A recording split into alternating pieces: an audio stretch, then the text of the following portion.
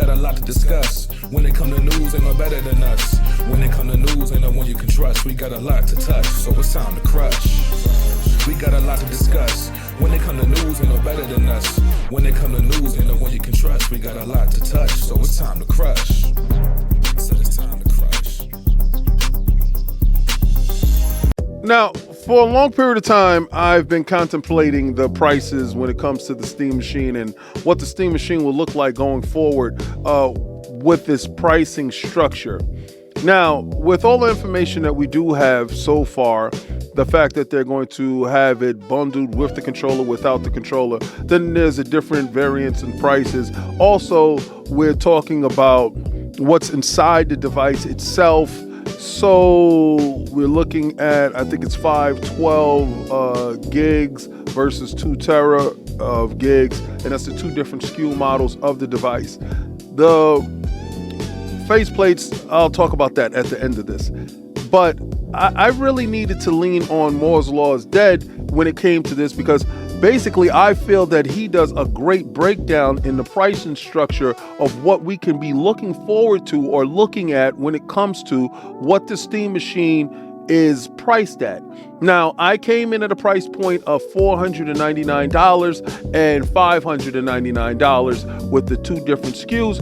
I could be off by $100 when it comes to the smaller one. I could be $399 and $599. I believe that those are the price points. But again, I will allow Moore's Law is Dead to break it down a little bit further, because I believe that he is the foremost individual when it comes to this, because his thinking and my thinking are alike and aligned. Now, I had this information for a while, and I've been figuring out how I was going to break it down and bring it to you guys. So this is the structure in which I decided to do so.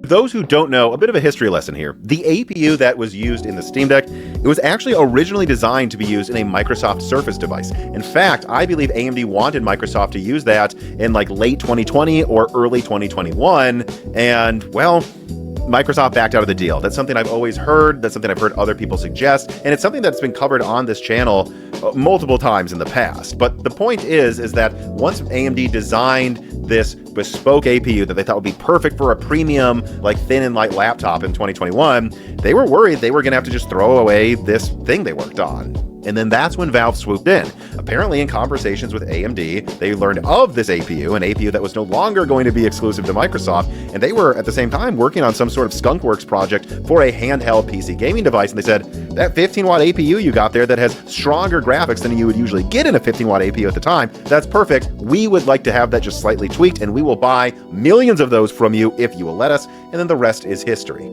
Valve is an opportunist when it comes to making these sorts of bespoke devices they don't usually make, and that perfectly explains why the specs of this machine are so odd. You see, they went to AMD, I believe, and said, we want to make something that is a standardized gaming PC for desktop, and we just want the cheapest you can give us that it's a certain level of performance. And AMD, well, they probably looked around and they saw that they had a massive stockpile of 7600Ms that they were never going to sell. This is also something I've covered on the channel extensively, that back when AMD was planning RDNA 3, they thought it would be a galaxy brain move to, yes, they were going to put their high-end chips on 5 nanometer, but they said, we're going to put our lowest end die, the RX 7600 on 6 nanometer, and try to match the 4060 in performance. And because it's on a cheaper node, and a cheaper node that has less capacity constraints because it's just less desirable, we're going to be able to pump out 2 of these to every 4060, and that's how we take the laptop dedicated GPU market.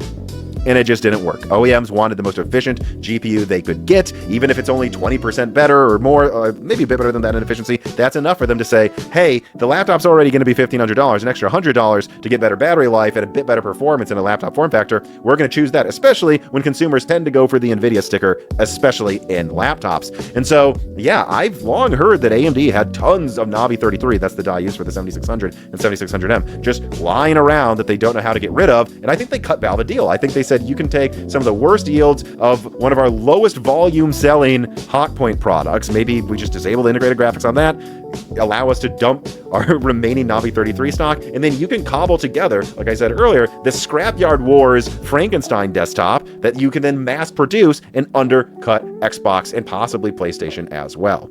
But how much will the Steam Machine cost exactly? Well, I estimated it for you. I put together a full BOM table, and it's now on screen. And you can see that I also did it for the Steam Deck LCD 256GB, just so that I could make sure that my methods were grounded in reality, and I got to around $300, and that is what I've seen other analysts online that's job is to tear these things apart also estimated. So I got to a similar number to other professionals, which tells me the way I'm doing this is probably pretty accurate. And do note that, I've also done this professionally before I switched to YouTube full-time. I was an engineering account manager for years. Part of that job was putting together estimates for how much it would cost my company to manufacture a given amount of products. Could be maybe 100 a year, could have been 10,000 a year, and I had to know what each part cost, like how you could estimate that, and even sometimes do competitive analysis with our competitors as well. So I have done this before, actually, professionally, so you can trust that. And you can also trust that a lot of the stuff on here you can kind of back up just with what's online. Like you can go online and find out what a power supply costs that's over 200 watts. You can use a silicon calculator to estimate the cost of a given die, and I did all of that. Links will be in the description. But anyways, let's get to the point. As you can see on...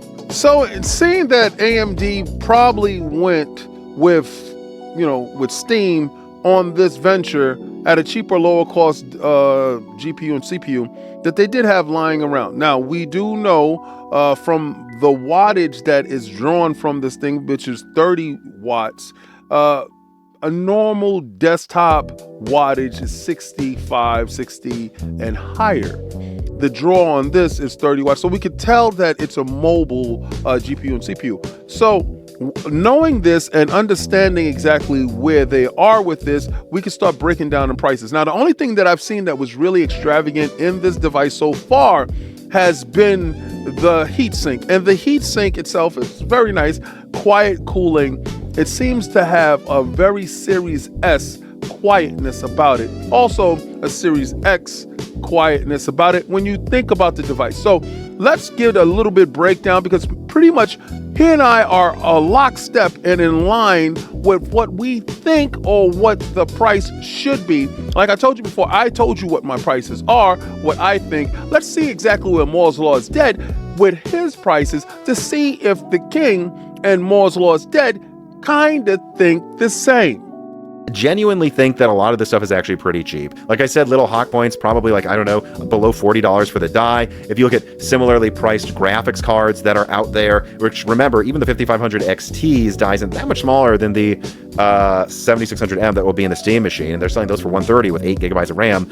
You can find for $170 7600s right now. And remember, AMD will be buying these things in bulk, and they will be able to save a bit on cooling costs as well, because it's going to use like a shared cooler in the device. So they'll be getting it for less than that. I'm pretty comfortable with my numbers, and they point to, look, if they want to have similar margins to what they're getting with their now years old Steam Deck, I think they can charge $599 easily. They can charge only $599 for this thing. And if they wanted to be really aggressive and twist the knife in the back of Xbox before they launch Magnus, I think they could charge just $449. And look, I know I've seen other creators out there say that they think this thing might cost $800 or something, but all of those estimates on other channels seems to come from some quote Valve told them, which was it will cost about as much as an entry-level gaming PC. And they seem to think that means $800. But I don't know that we should be so sure that that is what that means. Like if you look around in Google, you can see that at least in the corporate speak, if you go to a pre-built website, look at what Lenovo or someone thinks of it, most of the time they're saying entry level is $500 or more, usually around $600 or $800 and never more than $1,000. So I think that Valve is actually targeting something that's probably going to be $449 to $600. So with myself and Moore's Law is dead and being lockstep, to be honest with you, with this price point, and I came up with this price point way before that. You could check most of my videos compared to his videos and stuff like that. I do this for a living. This is the stuff that I actually do: pricing, marketing, and distribution, logistics, and everything that goes along with that. So in doing this stuff and seeing this stuff and understanding exactly where the marketplace is and what the marketplace dictates. Now, they can be highly aggressive. If they are highly aggressive with the smaller memory banked unit, that unit itself can actually yield anywhere from, you say, $399, and that's where you get the $449, and they could, tack on the shipping, because you're buying direct from consumer when it comes to them. And I believe the higher price one would be $599. I think that Steam is going in a different direction than where Microsoft is going based upon the offerings and what's happening here. I believe that the Microsoft device would be, which is the Xbox, which will be in a larger variant of stores. But it will also ship, and every device for the Xbox will ship with a controller, not an elite controller. Those elite controllers is something totally different. Whereas this device ships with their elite controller. The one that is the cheapest one won't come with a controller. You will have to buy a controller separately. Now, I believe the one that does come with the controller could be a little bit more pricier, right? I think you're going to have different SKUs when it comes to this thing in order to package your bundle to you, being that you're buying straight from Valve themselves. Knowing that how the Steam Deck is, you can't find it in stores like that. You have to go and purchase it from them itself. Pre-orders will go up. You will get the price. Microsoft and Steam are at two different poles when it comes to what they're putting out to the marketplace. Now, there's a lot of words in the street. There's a lot of people saying different things. The difference is that Steam offers a different curated experience when it comes to gaming. A lot of these indie games that miss the PlayStation and Xbox is going to be available on this device. But then there are a ton of popular games that misses Steam itself that will be available for the Xbox. And those popular games, along with the distribution pipeline that Microsoft and Xbox does, will command a higher price tag. Now, Microsoft has what I will consider when it comes to Xbox is the ace in the hole, which is Game Pass, the platform itself that will actually generate this thing and moving forward. But what they do, which Steam doesn't do, Steam is a storefront, Xbox and Microsoft is a publisher. Xbox is the brand, Microsoft is the publisher. That's where you have Microsoft Games. So you're looking at two diametrically opposed individuals. One is going for the low-end entry market, while the other one is targeting the high end of gaming when it comes to hybrid PC. One identifies itself as a PC, the other one identifies itself as a hybrid, which within that being said, that hybrid is where gamers can find all of that stuff that they actually need. Now, with Steam actually launching, the launcher is on the Xbox, you have access to everything that Steam is talking about, but with a higher fidelity, a higher different gaming prospect when it comes to that. With this entry-level device, I'm pretty sure that you can get PC Game Pass on this, with the limitations of PC Game Pass will still be in tow, with the limitations of what Steam does have. But this is a very interesting device itself, based upon the price that we are coming up with, based upon where and the target audience it is. Now, I'm going to give a breakdown on the RAM allocations and everything else like that. I do have a detailed video coming up with that. I also have a detailed video going into the Steam frame.